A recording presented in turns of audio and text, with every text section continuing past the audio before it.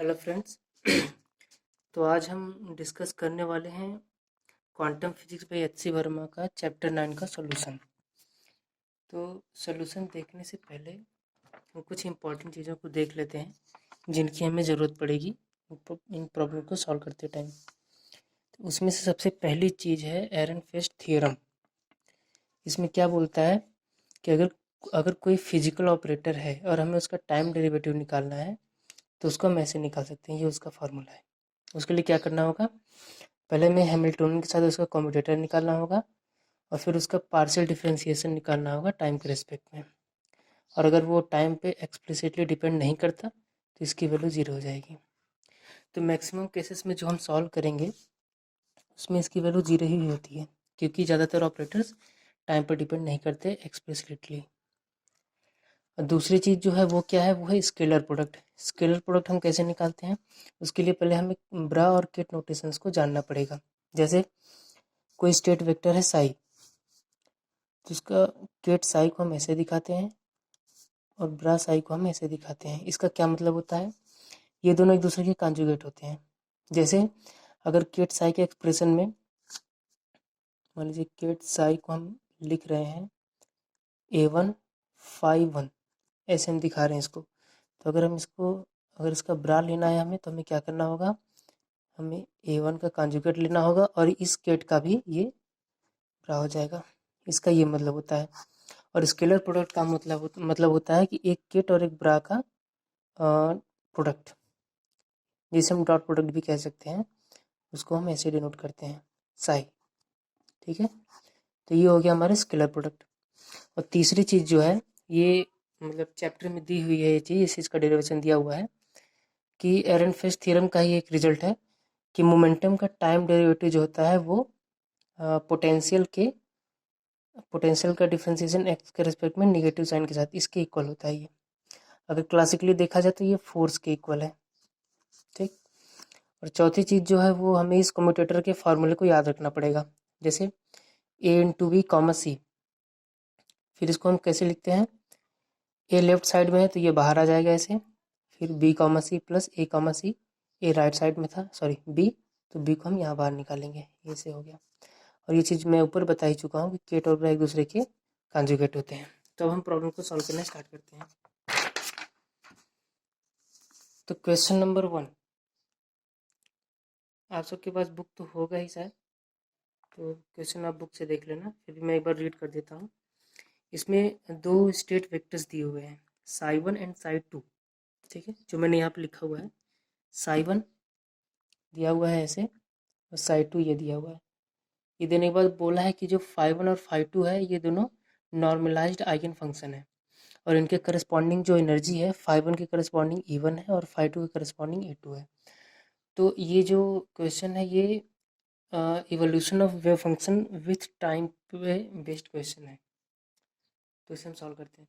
तो सबसे पहले बोला है कि ये चेक करो कि साई 1 और साई 2 नॉर्मलाइज्ड है। तो ये तो मेरे ख्याल से सबको आता ही होगा।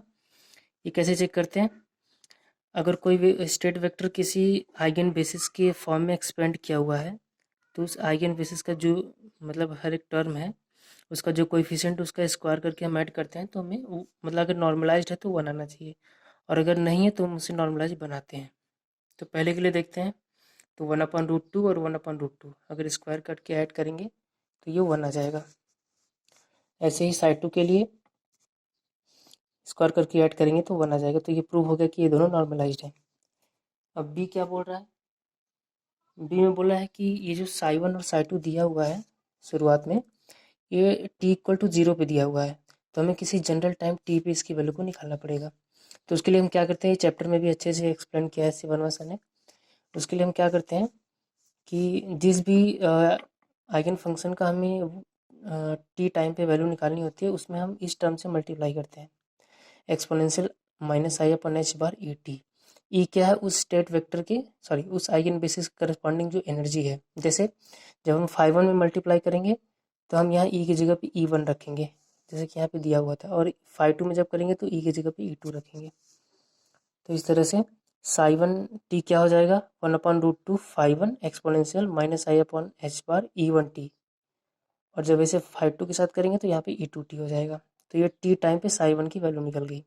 वैसे ही साई टू के लिए जब करेंगे तो यहाँ पे E1T और यहाँ पे E2T, उसी तरह से ये भी हो जाएगा। अब सी में क्या बोला है, सी में बोला है कि हमें ये दिखाना है कि जो प्रोबेबिलिटी डेंसिटी की वैल्यू है, प्रोबेबिलिटी डेंसिटी किसे बोलते हैं, प्रोबेबिलिटी डेंसिटी हम बोलते हैं इस चीज़ को, ये जो स्केलर प्रोडक्ट हमें लिया है यही प्रोबेबिलिटी डेंसिटी भी है। तो हमें ये दिखाना है कि ये टाइम पे डिपेंड नहीं करता, मतलब अगर इसकी वैल्यू हम t इक्वल टू 0 पे निकालें या किसी जनरल टाइम t पे निकालें, इसकी वैल्यू वही होनी चाहिए। तो इसको हम निकाल के देख लेते हैं। तो इसके लिए हमें स्केलर प्रोडक्ट लेना होगा। तो हम साई वन का यहाँ पे केट दिया हुआ था, तो उसका हम यहाँ पे ब्रा निकालेंगे। तो जब इसको ऐसे करेंगे तो ये फाई वन का भी ब्रा हो जाएगा, और 1/√2 तो कांस्टेंट, इसका कोई कॉन्जुगेट हो नहीं सकता, प्लस फाई टू का भी ब्रा हो जाएगा और 1/√2। ऐसे जब साई टू का करेंगे, साई टू तो मान लीजिए वैसे ही रहेगा फिर इन दोनों का जब स्केलर प्रोडक्ट निकालेंगे तो इस पहले मल्टीप्लाई करेंगे तो 1/√2, 1/3, 1/√6 हो जाएगा। और इस फाई वन का फाई वन के साथ होगा, फाई वन का फिर फाई टू के साथ होगा, फिर फाई टू का फाई वन के साथ होगा यहाँ पे, और कांस्टेंट का मल्टीप्लाई से करते जाएंगे, फिर फाई टू का फाई टू के साथ होगा। तो ये 1/√3 और फाई टू हो जाएगा। अब आगे देखते हैं।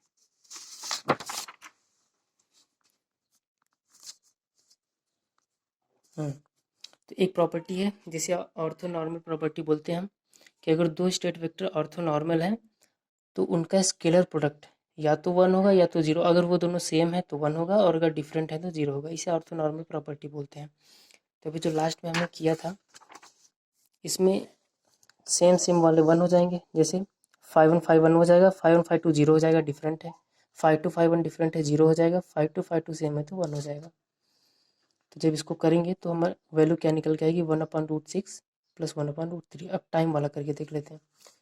तो जैसे हमने टाइम वाला निकाला था, टाइम एक्सप्रेशन कि Sai one psi to T time पे क्या है, ये होते हैं। तो जब हम साई वन का ब्रा निकालेंगे तो हम सबका कंजुगेट लेते हैं, तो ये फाई वन ब्रा हो जाएगा, और यहाँ पे जो टर्म है इसमें माइनस आई की जगह पे प्लस आई हो जाएगा, क्योंकि ये इसका कंजुगेट है। वैसे यहाँ पे भी माइनस आई के प्लस पे प्लस आई हो जाएगा। अब यहाँ पे देखते हैं, देखिए यहाँ पे मैंने ऐसे ही किया है। तो 1/√2 phi one exponential plus i upon h bar E1T plus 1/√2 phi two exponential i upon h bar E2T, और साई टू तो वैसे ही रहेगा। फिर जब इन दोनों का मल्टीप्लाई करेंगे, स्केलर प्रोडक्ट लेंगे, तो फिर से वही चीज़। अब फाई वन लिखेंगे, और फाई टू तो 0 हो जाएगा। फाई टू जब मल्टीप्लाई होगा तो उसे मैंने नहीं लिखा है। और यहाँ पे ये भी देख सकते हैं कि जब ये दोनों टर्म का मल्टीप्लाई होगा तो ये एक्सपोनेंशियल माइनस में ही टर्म है, ये एक्सपोनेंशियल प्लस में, दोनों कैंसिल होकर 1 हो जाएंगे, तो यही बचेगा। और डिफरेंट वाले कैंसिल हो जाएंगे, फिर लास्ट में फाई टू बचेगा, और ये वाला टर्म भी 1 हो जाएगा। तो हम देख सकते हैं कि ये वैल्यू भी वही आई है। तो from 1 and 2 we can say that ये दोनों वैल्यू इक्वल है। क्वेश्चन नंबर 2 पे चलते हैं। क्वेश्चन नंबर 2 में क्या बोला है, यहाँ पे 3 आइगन स्टेट दिए हुए हैं phi one, phi two and phi three, और उसके करस्पॉन्डिंग एनर्जी भी दी हुई है E0, 2E0 और 3E0 t इक्वल टू 0 पे, और 3 स्केलर प्रोडक्ट दिया हुआ है जो मैंने यहाँ पे लिखा हुआ है। कहाँ गया ये, हाँ, 3 स्केलर प्रोडक्ट दिया हुआ है। Phi one psi equal to 3/5, phi two psi equal to √2√2/5, और phi three psi equal to 2√2/5। तो ये क्या दिया हुआ है, इसके बारे में क्या कहेंगे, ये क्या है, ये मतलब ये मल्टीप्लाई करने से पहले ये psi phi one phi two और फाई थ्री के फॉर्म में एक्सपेंड किया होगा, इसकी वैल्यू ऐसे लिखी होगी। उसके बाद जब हमने दोनों side phi one phi two phi three से बारी बारी से स्केलर प्रोडक्ट लिया होगा, तब इन कोएफिशिएंट्स की वैल्यू निकल के आई होगी। ये 3/5 क्या है, जब हम साई का फाई वन के साथ स्केलर प्रोडक्ट लेंगे तो जो फाई वन का कोएफिशिएंट है साई के एक्सपेंशन में वो निकल के आया है, और ये क्या है, साई के एक्सपेंशन में फाई टू का जो कोएफिशिएंट है वो निकल गया। ये हम कैसे प्रूव कर सकते हैं, तो मैंने मान लिया कि साई इक्वल टू ऐसे A1 phi one plus A2 phi two plus A3 phi three दिया हुआ है। तो पहले हम फाई वन के साथ स्केलर प्रोडक्ट लेते हैं, तो ये क्या हो जाएगा, A1 phi one plus A2 5 1 5 2 plus A3 5 1 5 3। तो ये दोनों डिफरेंट है, ये दोनों, ये 0 हो जाएंगे, ये 1 हो जाएगा। तो हमें यहाँ किससे क्या मिला, A1 = 3/5, यानी कि जो 3/5 है ये φ1 का कोएफिशिएंट है साई के एक्सपेंशन में। इसी तरह से ये दोनों भी φ2 और φ3 के कोएफिशिएंट है। उसके बाद जो हम आगे करेंगे, पर इसमें क्या बोला है कि ये प्रोडक्ट जो है ये हमें T = πh/E0 टाइम पे निकालना है।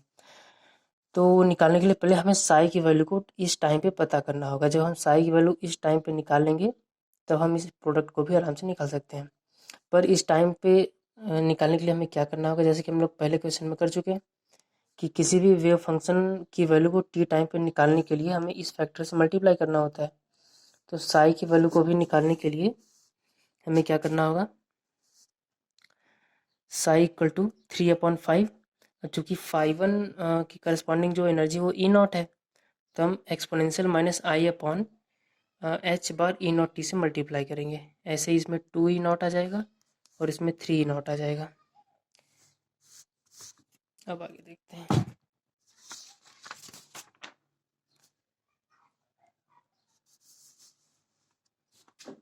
तो पहला जब हम ये प्रोडक्ट निकालेंगे इस तरह से, φ1 और साई t = तो क्या बचेगा, हम लोग यहाँ पे बोल सकते हैं कि जब हम लोग φ1 से डॉट प्रोडक्ट लेंगे यहाँ पे, तो φ1 φ2 तो 0 ही हो जाएगा, φ1 φ3 0 हो जाएगा, सिर्फ φ1 वाला बचेगा और φ1 1 हो जाएगा, जैसे हमने यहाँ पे किया था।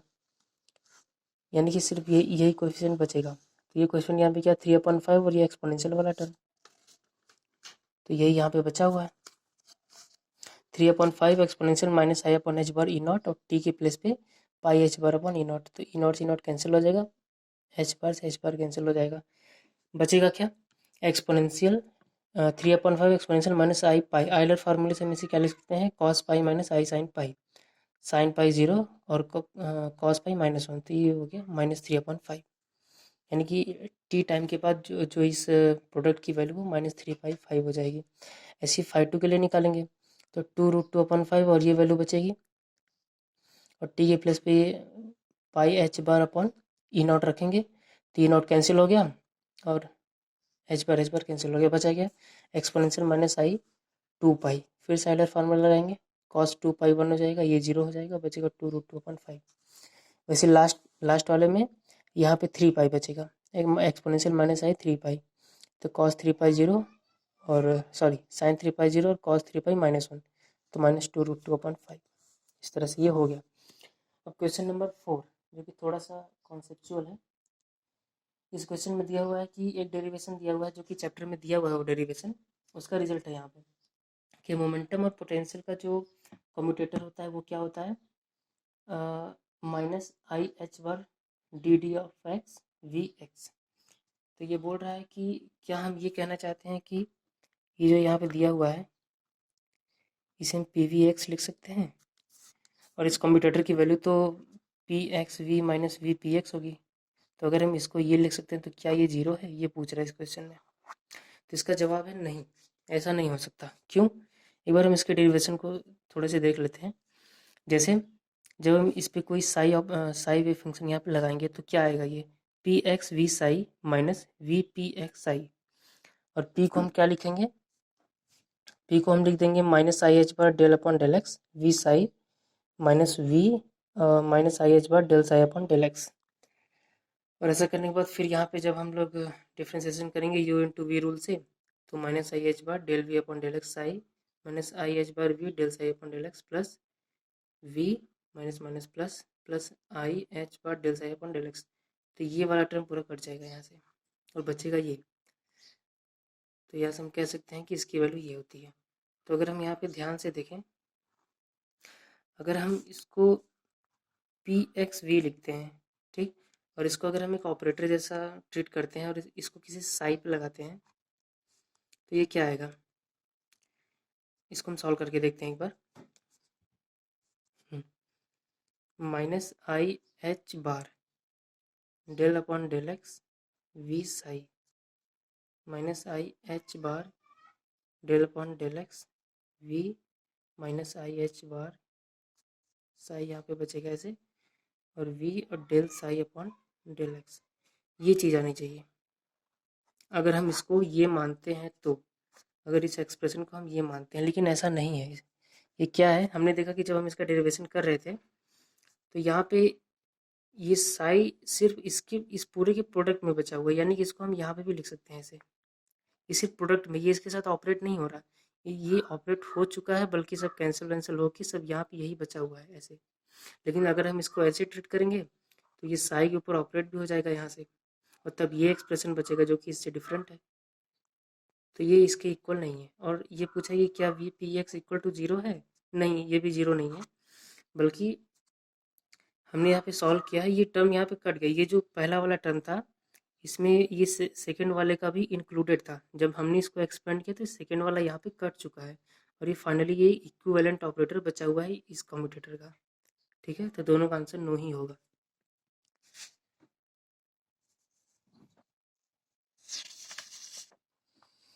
अभी क्वेश्चन नंबर 5 देखते हैं।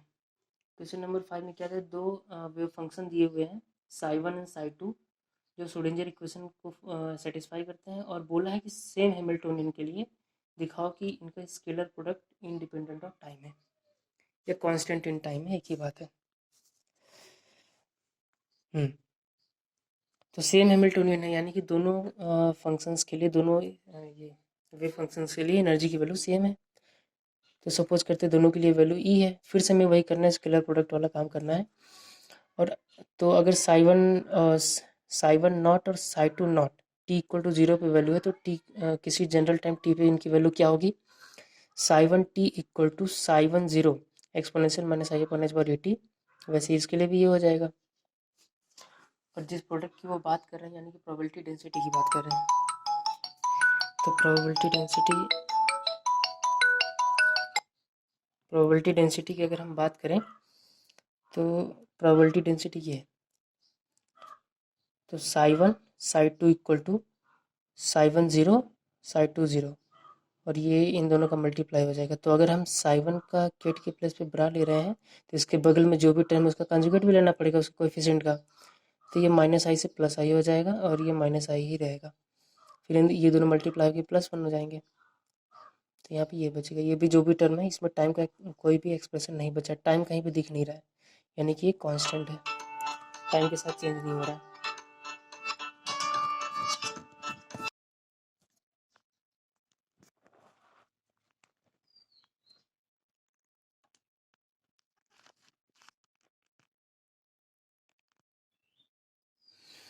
ठीक है, तो अभी हम क्वेश्चन नंबर 6 को देखते हैं। क्वेश्चन नंबर 6 में क्या बोल रहा है कि हैमिल्टोनियन की वैल्यू दी हुई है और एक एक्सप्रेशन को प्रूव करना है कि एक्सपेक्टेशन वैल्यू ऑफ एक्स है, उसका डबल डेरिवेटिव है, और हमें दिखाना है कि वो इतने की इक्वल होता है। ठीक है, तो ये एक्सप्रेशन यहाँ पे दिया हुआ है, ये हमें प्रूव करना है कि double derivative of expectation value of X is equal to minus one upon M expectation value of D V upon D X, ये हमें दिखाना है। तो इसके लिए आपको मतलब इसी बुक में जो सॉल्व एग्जाम्पल्स है उसमें क्वेश्चन नंबर 4 को देखना होगा, उसमें यहाँ तक प्रूव किया हुआ है कि अगर हम एक बार डेरिवेटिव करते हैं एक्सपेक्टेशन वैल्यू ऑफ एक्स का, तो ये इक्वल होता है one upon M expectation value of momentum के। तो अभी हम इसका एक बार फिर से डेरिवेटिव करके ये एक्सप्रेशन ला के दिखा देते हैं।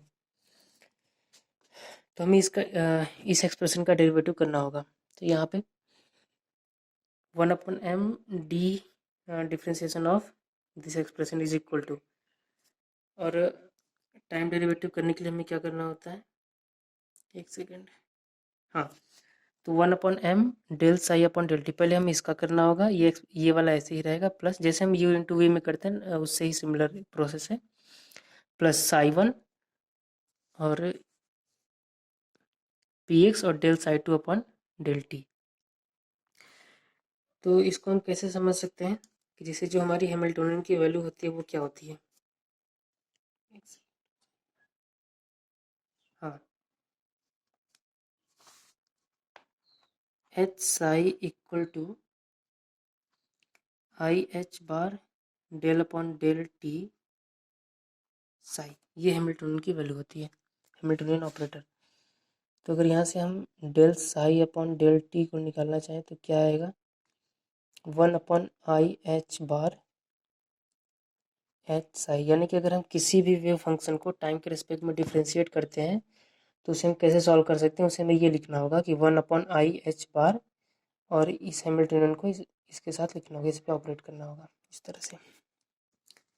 तो इस नीचे वाले एक्सप्रेशन में हमने यही किया है। तो del psi upon del T को हमने क्या लिखा, 1/i(h) H Sai 1 P X और साई 2,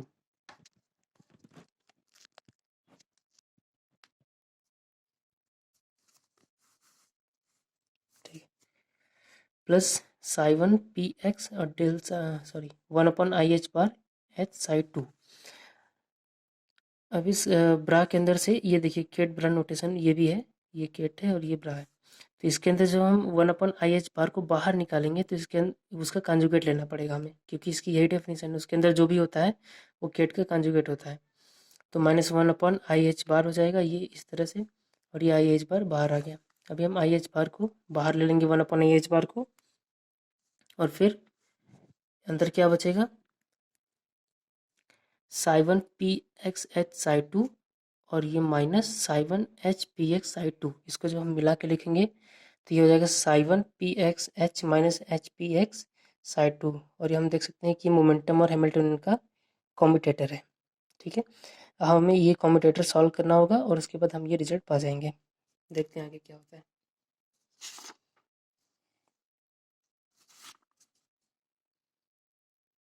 तो जब हम इस कॉम्यूटेटर को सॉल्व करते हैं तो क्या आता है, मोमेंटम प्लस ये हैमिल्टनियन की वैल्यू होती है, ये काइनेटिक एनर्जी प्लस ये potential energy is equal to P X P X square upon 2m plus P X V X. तो इस कम्यूटेटर की वैल्यू 0 हो जाएगी। क्यों? क्योंकि हम लोग जानते हैं कि जब भी हम लोग किसी सेम टाइप के ऑपरेटर्स का कम्यूटेटर लेते हैं तो वो 0 हो जाता है। अगर p को हम किसी p की पावर n के साथ कम्यूटेटर लेंगे तो ये 0 ही होगा, चाहे n की वैल्यू कुछ भी हो, ठीक है। उसके बाद जब हम इसका कम्यूटेटर निकालेंगे, जो कि हम पहले ही एक क्वेश्चन में निकाल चुके हैं कि मोमेंटम और पोटेंशियल एनर्जी का कम्यूटेटर क्या होता है, -i(h) del V upon del X, ठीक है। अब ये वैल्यू हम ले जाके लास्ट वाले एक्सप्रेशन में रखेंगे तो क्या हमें मिलेगा, 1/i(h)m psi 1 minus i(h) del V upon del X. इस तरह से हमें ये मिल गया, हमें यही प्रूव करना था, ठीक। अभी क्वेश्चन नंबर 7 हम देखते हैं।